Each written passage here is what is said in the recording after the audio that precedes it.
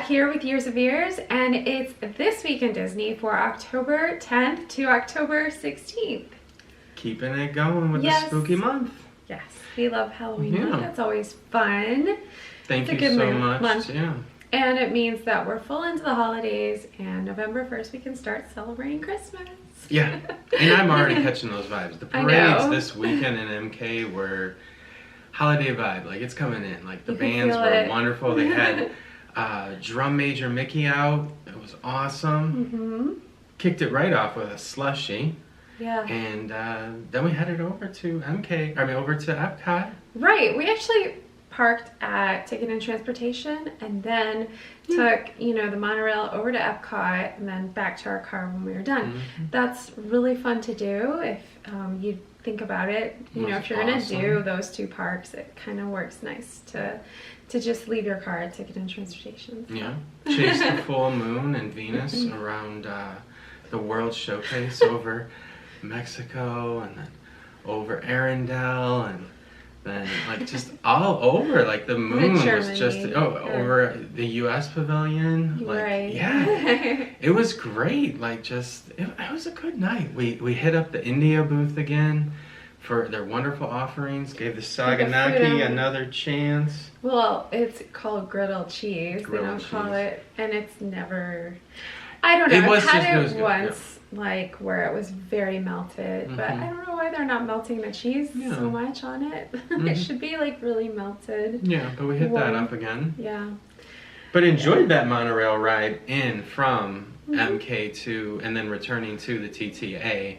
It was really, really nice. And when we were coming into Epcot, you already get that great view. We passed right by Spaceship Earth, and there's a SpaceX launch going off right then. Quite a spectacle one in the sunset, too. Like golden trails and light and just everybody kind of gasped and got their phones out. We were all just like, that's the SpaceX launch. It was amazing on a Saturday night. Yeah. Well, and usually we didn't even check. It seems like they're usually during the day, more earlier in the day. So that was interesting because it was bright. Sunset. Yeah, it was something. Don't know. Yeah.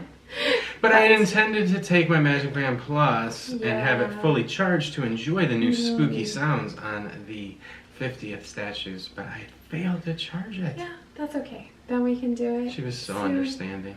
But we have time. Of course. So. But we did realize that.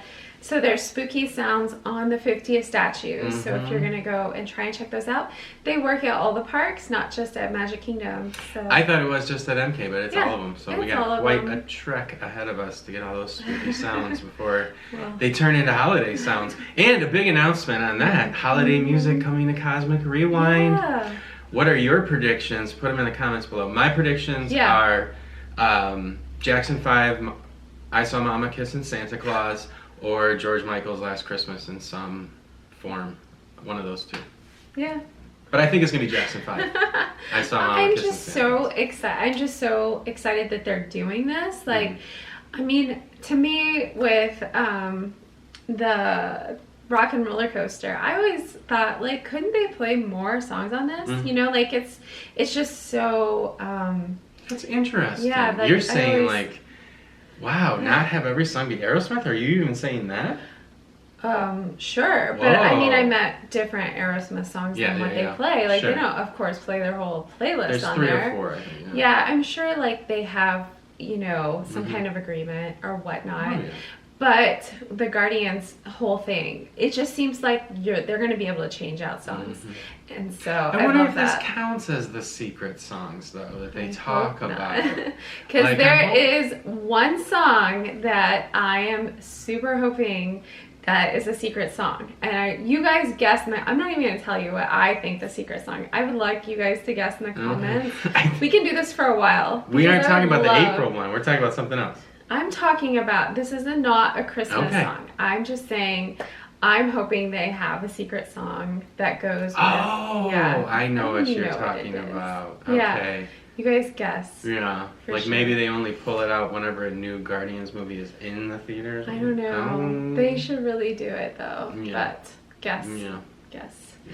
But anyway, we should get into this week in Disney history. Please. Yes, starting off with October 10th, and we're going to get right into spooky stuff because it's the month for it.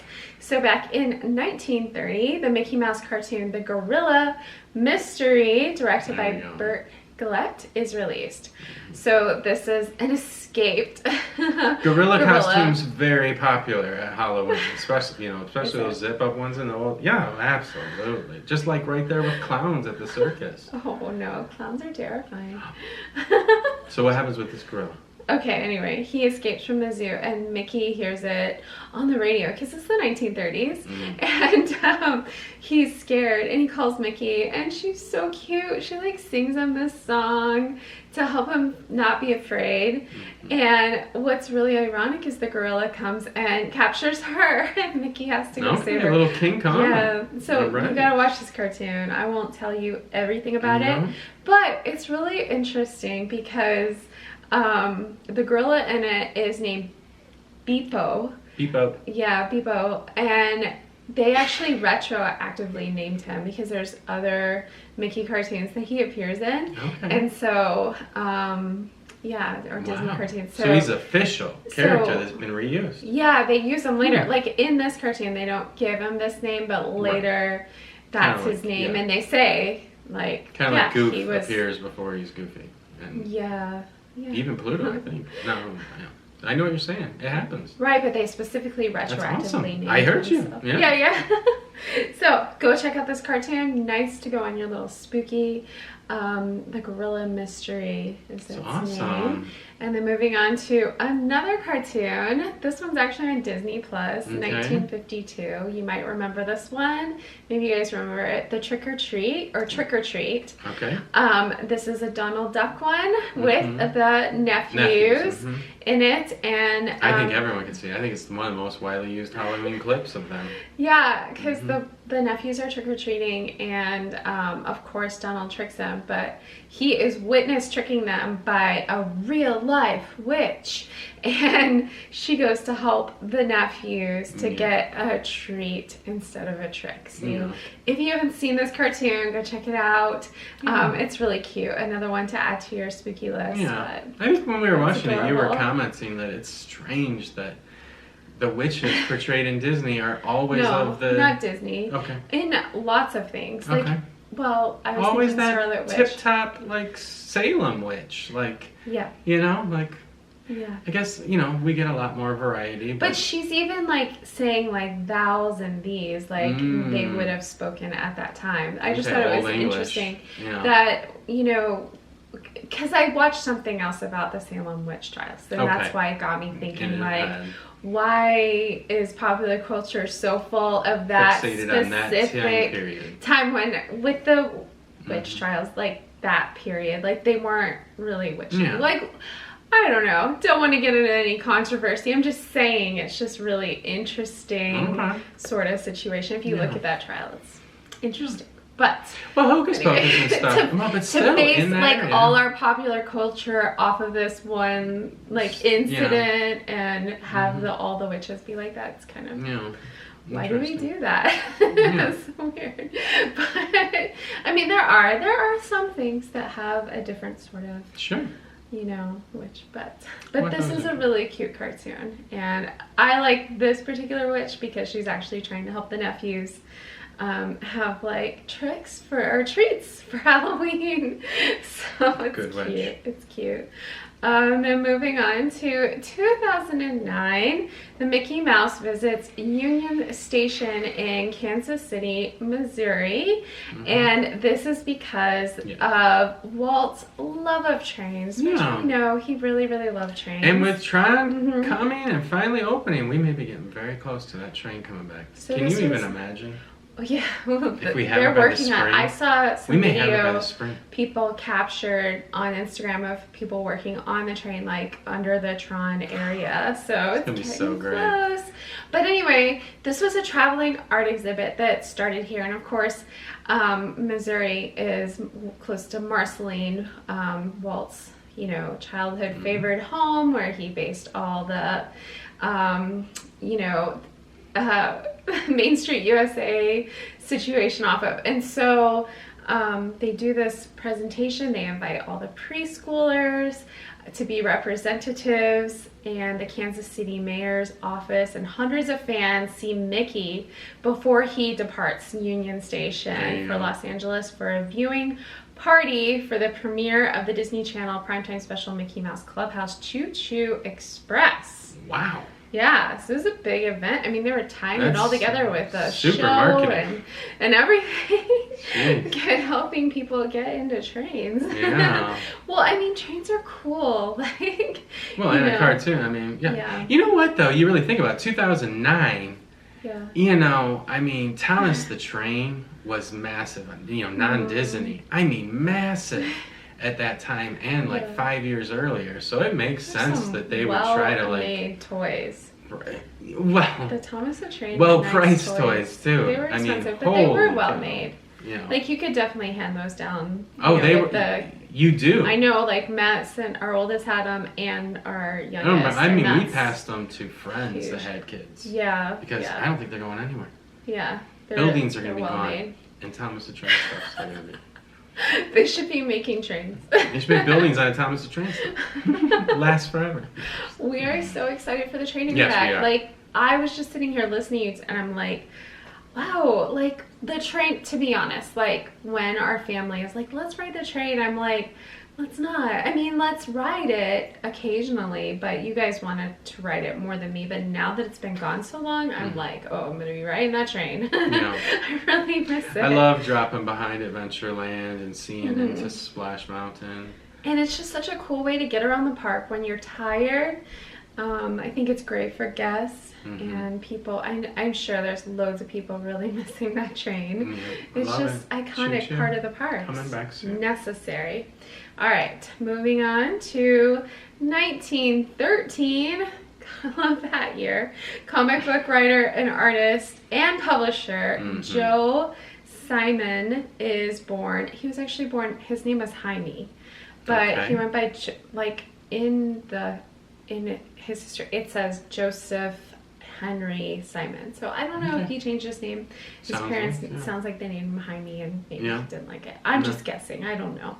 Sounds like a cultural name. Yeah, they're from England, so maybe that's a cool, like, cool and British culture. I don't know. You guys could tell us.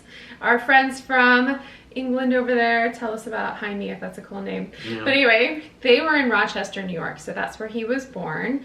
And why he's so important and so cool is he was the first editor for Timely Comics. And this company actually would evolve to be Marvel Comics. And him, along with Jack Kirby, created Captain America. Yes. Yeah, so I think it's important to talk about these. Especially costume time of year. Yeah. Lots of caps out there. Lots of Captain Americas. But Captain America, when they actually created the cartoon, I mean, this was wartime in America, or excuse me, World War. And so, but this was prior to a lot of the major things that happened, and they sold millions of copies right away. So it was a very exciting time, and it was huge. And so a lot of times, they probably used it to sell war bonds too. Like, I mean, who knows? I think a lot of people think that Stan Lee came up with all the Marvel. Yes, I love that you bring that up, because we love Stan. We love Stan Lee, but it is nice to talk about. It's good to be accurate and talk about, you know, just Joe Simon and Jack Kirby and many others who have created these superheroes, who are part of the art, part of the design, all of it. And so there's a lot more going on there, of course. So it's important to remember that. But yeah, he was born and like had a huge career. Like, he was actually art director when he was in high school. That's how good he was. And then he moved on and worked with newspapers and did comics and things like that before the whole thing happened with Timely Comics. But he actually also worked with DC, so there was crossover as well.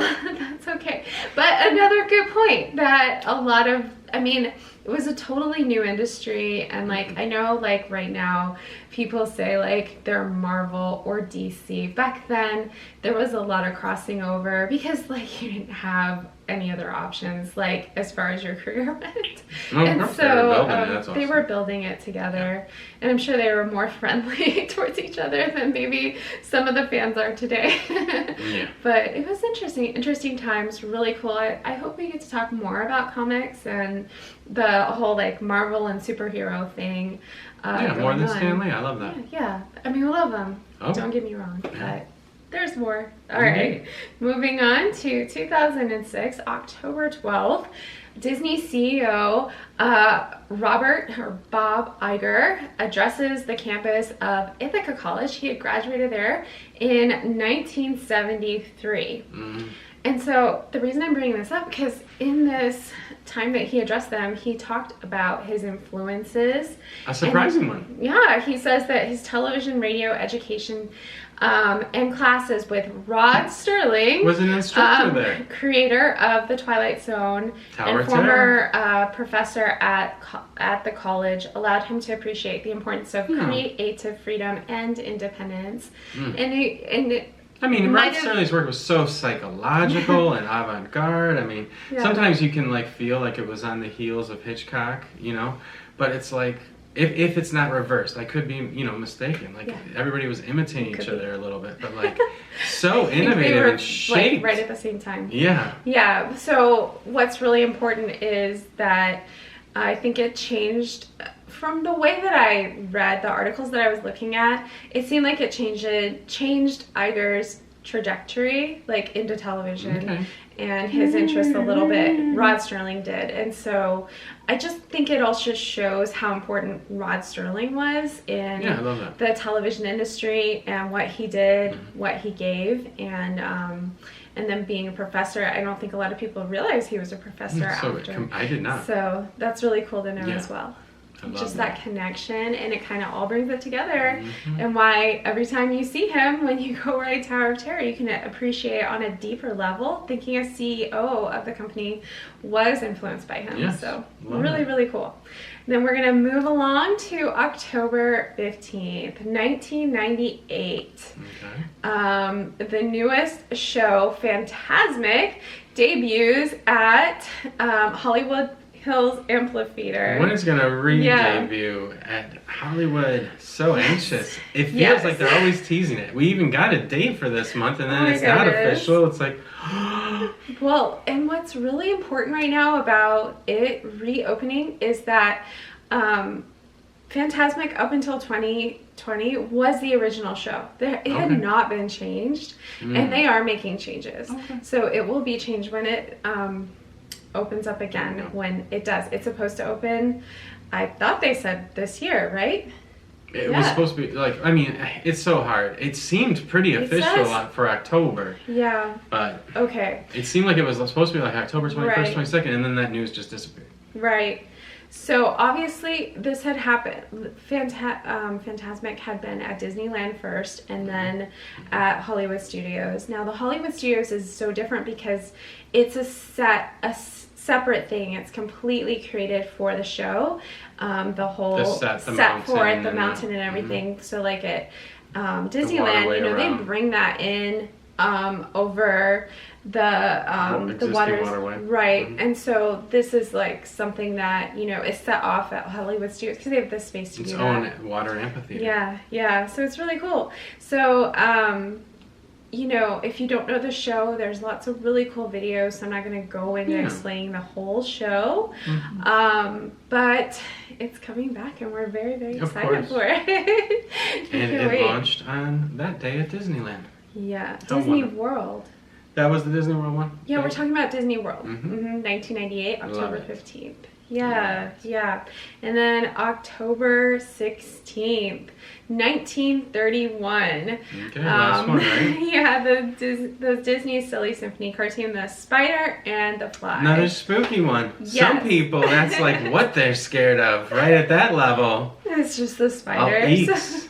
Oh, I know. And people say that, like, we eat spiders when we're sleeping or something. Isn't that the most horrible discussion? That, but They're like, oh, you eat 113 like bugs in a year.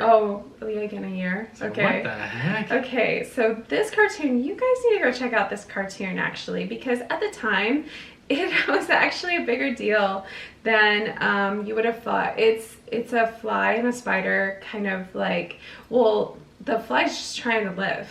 Let's be honest. It gets trapped. So many targets. It's so cute because the fly has like another fly who loves, like, they're dating or whatever, in love, and so she's trying to help save him from the spider's trap, the web, of course. But this one has these huge reviews, and mind you, this is the 1930s, but I just wanted to read one part of one of the reviews. It says, "A knockout, period. This Disney cartoon is one of the best to come along in moons." In moons, that's cute. For basic idea, ingenious workmanship, and effective sound and a musical accompaniment. It is hard to beat. I just thought that was such a raving review. I mean, go watch it because it's obviously from the 19th, black and white. It's not refined or anything like that, the way, you know, Disney progresses artistically, of course, with all the art classes we've talked about and everything that they did. But at the time, you know, reviewers were super impressed with this, you know, little featured short. So that was from the Film Daily, by the way. Yeah. Get ready for all that success. Definitely. But, you know, just amazing. Like, I love talking about Disney history. There's so much of it, and I know we're really cartoon heavy, really to get us excited for this time of year. But hopefully you guys will check them out and tell us in the comments below what you think after you watch them. I'd love to have a conversation about them because I think it's pretty impressive what they've done with good to be back. The shorts. Definitely good to be back. We missed you guys, and we hope you have a terrific week. And that's leave your costumes below. Like, let us know what you're gonna be. That'd be cute. We'd love to ready hear about that. Yes, definitely. But that's it for this week in Disney, and we will see you guys next time.